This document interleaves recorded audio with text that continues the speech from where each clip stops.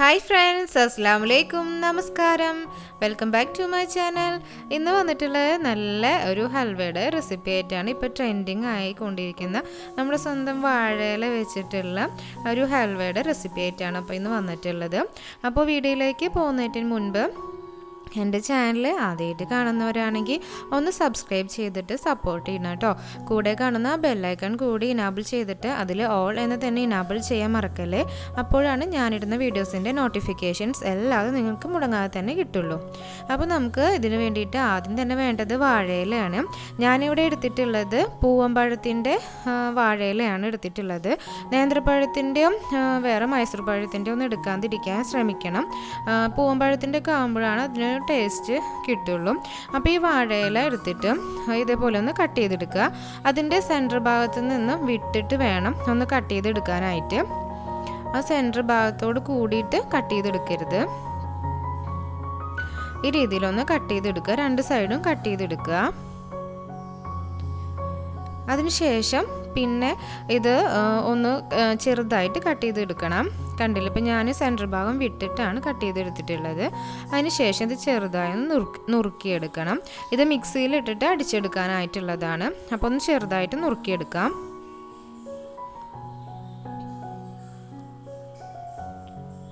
എല്ലാതും ഇതുപോലെ ഒന്ന് നുറുക്കിയെടുത്തതിന് ശേഷം നമുക്കിത് മിക്സിയുടെ ജാറിലേക്ക് ഇട്ട് കൊടുക്കണം.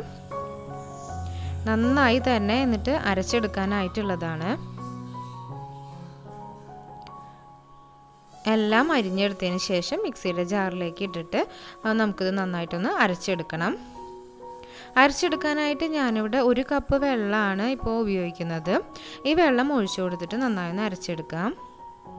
ഇപ്പം ഞാനിത് നന്നായിട്ട് അരച്ചെടുത്ത് വന്നിട്ടുണ്ട്.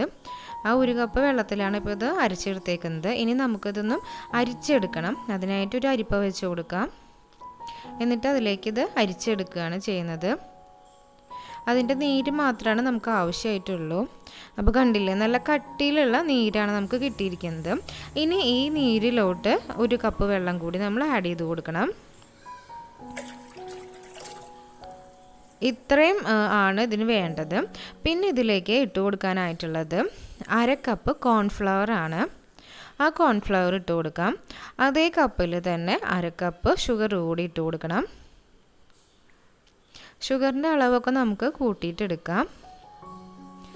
ഹൽവയ്ക്കൊക്കെ കുറച്ച് മധുരം കൂടുതൽ ഉണ്ടാകുമ്പോഴാണ് ടേസ്റ്റ് ഉണ്ടാവുള്ളൂ. ഇനി ഇതെല്ലാം കൂടിയിട്ട് നന്നായി ഒന്ന് മിക്സാക്കി എടുക്കണം. നന്നായി കട്ടകളില്ലാതെ മിക്സാക്കി എടുക്കാം. ആ കോൺഫ്ലവർ എല്ലാം നന്നായി അലിഞ്ഞ് കിട്ടണം.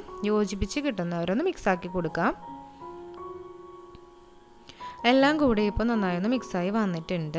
ഇനി നമുക്ക് വേണ്ടത് ഒരു പാൻ വെച്ച് കൊടുക്കുകയാണ്. ചൂട് കട്ടിയുള്ള പാൻ വേണം വെച്ച് കൊടുക്കാൻ. ഞാനിപ്പോൾ നോൺ സ്റ്റിക്കിൻ്റെ പാനാണ് എടുത്തിരിക്കുന്നത്. പാൻ ചൂടായതിന് ശേഷം നമുക്ക് ഇതിലേക്ക് നമ്മൾ തയ്യാറാക്കി വെച്ചിട്ടുള്ള കൂട്ട് ഒഴിച്ചു കൊടുക്കാം. വാഴയിലും ഷുഗറും പിന്നെ കോൺഫ്ലവറും ഒക്കെ കൂടി ഇട്ടിട്ടുള്ള ആ കൂട്ടൊന്ന് ഒഴിച്ചു കൊടുക്കുക. ആദ്യം തീ കൂട്ടി കൊടുത്തിട്ട് വേണം ഒന്ന് ഇളക്കിയെടുക്കാനായിട്ട്. ഇത് പെട്ടെന്ന് തന്നെ ഒന്ന് കട്ടയായിട്ട് വരും. കോൺഫ്ലവർ ആഡ് ചെയ്തിട്ടുള്ള കാരണം കൊണ്ട് പെട്ടെന്നൊന്ന് കട്ട പിടിക്കാനായിട്ട് ചാൻസ് ഉണ്ട്. അത് കാരണം കൊണ്ട് നന്നായി ഒന്ന് ഇളക്കി കൊടുക്കണം. കൈ വിടാതെ തന്നെ ഇളക്കി കൊടുക്കാൻ ശ്രദ്ധിക്കണം കേട്ടോ. ഇതിനിടയിൽ നമ്മൾ വേറെ ജോലിക്കൊന്നും പോകാനായിട്ട് നിൽക്കരുത്. അല്ലെങ്കിൽ അടുക്കി പിടിക്കാനും കട്ട കുത്താനും ചാൻസ് ഉണ്ടാവും. ഒന്ന് ടൈറ്റായി വരുമ്പോൾ തീ കുറച്ച് കൊടുക്കാം. അതിനുശേഷം നന്നായി കുറുക്കിയെടുക്കുക. നന്നായി ഒന്ന് വറ്റിച്ചെടുക്കണം. വെള്ളത്തിൻ്റെ അംശം എല്ലാം പോയി കിട്ടണം. ഒരു 10-15 മിനിറ്റോളം എന്തായാലും ഒന്ന് വറ്റിച്ചെടുക്കേണ്ടതായിട്ട് വരും. അപ്പോൾ നമ്മൾ ഇടയ്ക്കിടയ്ക്ക് ഇളക്കി കൊടുക്കാനായിട്ട് വിട്ടുപോകരുത്. ഇപ്പോൾ ചെറുതായിട്ടൊന്ന് തിക്കായിട്ട് വന്നിട്ടുണ്ട്. ഇനി ഈ ടൈമിൽ നമുക്ക് പൊടിച്ച് വെച്ചിട്ടുള്ള 1 ടീസ്പൂൺ പഞ്ചസാരയും ഏലക്കായും കൂടിയിട്ട് ഉള്ളതാണ് ഇപ്പോൾ ഇട്ട് കൊടുത്തേക്കുന്നത്. നല്ലൊരു മണം കിട്ടാനായിട്ടാണ്. ഒരു 5-6 ഏലക്കായും 1 ടീസ്പൂൺ പഞ്ചസാരയും കൂടി പൊടിച്ചിട്ട് ഇട്ട് കൊടുത്തേക്കാണ്. ഇപ്പോൾ നല്ലൊരു മണമാണ് ഇപ്പോൾ ഇതിന് വരുന്നത്. ഒരുവിധം ഒന്ന് കുറുകി വന്നിട്ടുണ്ട്. ഇനി നന്നായി ടൈറ്റ് ആവാനായിട്ടുണ്ട്.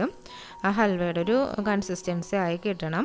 ഇനി ഇതിലേക്ക് നമ്മൾ ആഡ് ചെയ്ത് കൊടുക്കേണ്ടത് ഇപ്പോൾ 2 ടേബിൾ സ്പൂൺ നെയ്യാണ്. പശു നെയ്യാണ് ഞാൻ ഒഴിച്ചു കൊടുത്തേക്കുന്നത്. പശു നെയ്യ് ആകുമ്പോഴാണ് നല്ലൊരു ഫ്ലേവർ ഉണ്ടാവുക. അപ്പോൾ ഈ ഏലക്കായുടെയും നെയ്യിൻ്റെ ഒക്കെ കൂടിയുള്ള ഫ്ലേവർ ആകുമ്പോൾ നല്ല ടേസ്റ്റാണ്.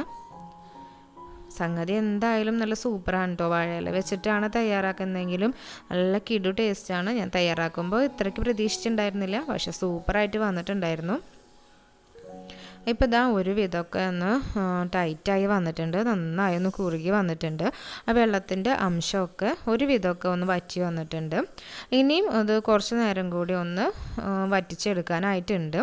കൺസിസ്റ്റൻസി ശരിയായിട്ടില്ല, കുറച്ച് നേരം കൂടി ഒന്ന് വറ്റിച്ചെടുക്കണം. അപ്പോൾ അത് വറ്റി വരുന്നവരെ നമുക്ക് വെയിറ്റ് ചെയ്യാം. ഒന്നും കൂടി വറ്റി വന്നാൽ നമുക്ക് കുറച്ചും കൂടി നെയ്യ് ഒഴിച്ചു കൊടുക്കാം. നെയ്യിൻ്റെ അളവ് കൂടുതൽ ഇഷ്ടമില്ലാത്തവർക്കൊന്ന് കുറച്ച് കൊടുക്കാം കേട്ടോ, അതൊന്നും കുഴപ്പമില്ല. ഇപ്പം അതാ നന്നായി വറ്റി വന്നിട്ടുണ്ട്. അതാ പാനിൽ നിന്നൊക്കെ വിട്ട് വന്നിട്ടുള്ള ആ ഒരു പരിവായിട്ടുണ്ട്.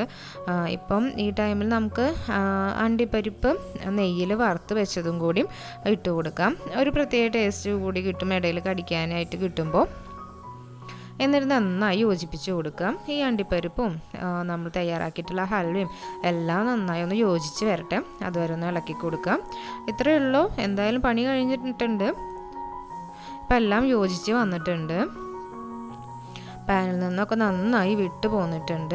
അപ്പോൾ ഇനി ഇത് തയ്യാറാക്കാനായിട്ട് ഞാനൊരു ചെറിയൊരു പാത്രം എടുത്തിട്ടുണ്ട്. ഇതൊരു കേക്ക് ടിന്നാണ്, നമുക്ക് സ്റ്റീലിൻ്റെ ബൗളിലേക്ക് വേണമെങ്കിലും ആക്കാം. അതിലല്പം നെയ്യ് തടവിയിട്ട് വേണം ഇത് ഇട്ട് കൊടുക്കാനായിട്ട്.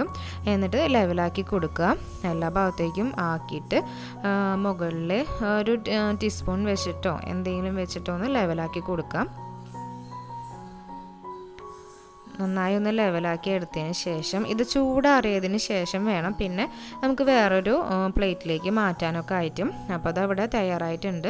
ഇനി ഒരു അല്പം നേരം ചൂടാറിയതിന് ശേഷം നമുക്കിത് വേറൊരു പ്ലേറ്റിലേക്ക് മാറ്റാം. അപ്പോൾ ഇതാ കണ്ടില്ലേ, ആ ഒരു ഷേപ്പിൽ കറക്റ്റ് ആ ഹൽവയുടെ ടെക്സ്ചറിൽ തന്നെ നമുക്കിത് കിട്ടിയിട്ടുണ്ട്.